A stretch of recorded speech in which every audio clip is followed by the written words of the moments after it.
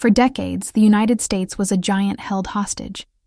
The memory of 1973 was seared into the national psyche. OPEC's oil embargo, skyrocketing prices, and gas lines stretching for miles. This crippling reliance on foreign oil was America's greatest weakness. The dream was to tap into the vast reserves of crude oil locked deep beneath their own feet, trapped in tight rock formations. But it was impossible to reach profitably.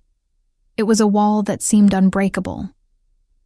Decades of trial and error passed until the turn of the 21st century. A quiet energy tycoon named George Mitchell, working in the Barnett Shale, had an epiphany that would change everything.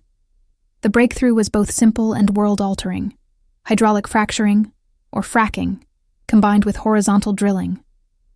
A high-pressure mix of water, sand, and chemicals would fracture the rock, releasing the trapped oil. Suddenly, a single well could extract more oil at a lower cost than ever before. This wasn't just a new technique, it was the starting gun for the shale gale. A flood of venture capital and private equity poured in. Independent operators descended on the Permian Basin in Texas, turning it into one of the most productive oil fields on the planet. North Dakota experienced a modern-day gold rush, with rural towns booming from 2008 to 2014.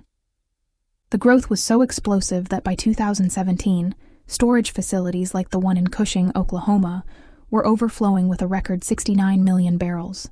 By 2018, the United States had done the unthinkable. It became the world's largest oil producer, pumping out an astonishing 12.3 million barrels a day. America had transformed itself from a dependent nation into a global oil superpower. But here's where the story takes a strange turn. Here's the paradox. Despite producing more oil than it consumes, the USA is still the second largest importer of crude oil in the world, right behind China. Why would you buy something you already have in excess? The answer isn't about volume, it's about chemistry. For decades, America's vast refining infrastructure, especially along the Gulf Coast, was specifically built to process heavy, sour crude oil imported from places like Mexico and Saudi Arabia. The oil gushing from America's fracking boom, however, is light, sweet crude.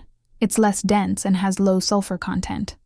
The country's massive, expensive refineries simply can't process it efficiently. So, a new plan was put into motion. Export the high-value, light sweet oil to allies in Europe, and import the cheaper, heavy sour oil that their old refineries were designed for. It's a trade that maximizes profit and keeps cash flowing for the industry. This clever financial maneuver, however, reveals a deeper, more existential conflict. The sheer speed of this extraction means the resource is finite and draining fast. Some estimates warn that at current production rates, the U.S. might only have about 11 years of reserves left. The industry is staring at a potential endpoint. Investing the billions of dollars needed to build new refineries or retrofit old ones to handle the domestic light sweet oil is seen as incredibly risky. Why? Because no one knows how long the fracking age will last, especially with the steady march toward renewable energy, net zero carbon targets, and tightening federal regulations on pollution and methane leaks. This uncertainty, this shadow of obsolescence, is the real financial struggle. The transformation is happening right now. The boom years driven by adventurous wildcatters are likely over. The new mantra is efficiency. We are now witnessing a brutal consolidation. The oil supermajors, ExxonMobil and Chevron, are using their record profits to buy up their smaller rivals and hoard land rights. Exxon's $60 billion purchase of Pioneer and Chevron's $53 billion deal for Hess are not just acquisitions, they're endgame moves.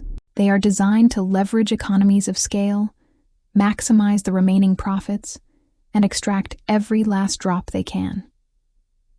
The number of publicly traded oil and gas companies has plummeted from 65 to just 41 in 5 years. What began as a chaotic gold rush is ending as an orderly, aggressive liquidation. It's a high-stakes race against the ticking clock of 2050, when the nation has committed to reaching net zero emissions.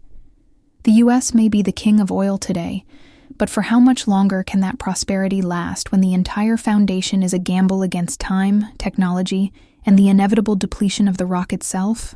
Thanks for watching. If you found this look into the paradox of American oil interesting, don't forget to like this video and subscribe to the channel for more deep dives into the forces shaping our world. See you next time.